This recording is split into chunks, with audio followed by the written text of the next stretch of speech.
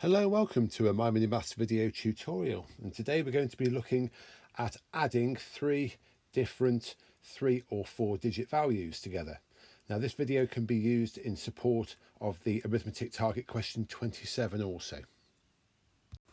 Okay, so let's have a look at an example. So 6,235 plus 198 plus 807.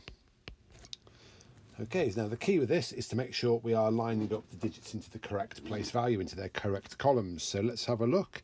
So the first value, 6,235, and that determines our units, our tens, our hundreds and our thousands. And we can add any digits, any value to this, irrelevant of how long they are.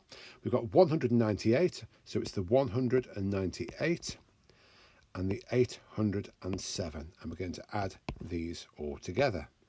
And it doesn't matter how many values you're adding up with the column method, you just work your way down the columns like we always do. So the first one, we've got the units here.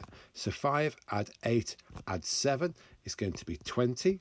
So place your 0 and carry a 2 into your tens column. Then we're going to add up the tens column. That's 2 tens, 3 tens, 9 tens and 0 tens. So that's going to be 14 tens.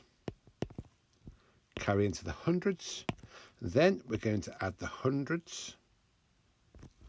So that's 100, 200, 100 and 800. So 200 and 800 is 10 plus the 1 and 1. So that's 12. Carry over into the thousands. And then finally we have the thousands, which gives us 7,000 for a final answer of 7,240.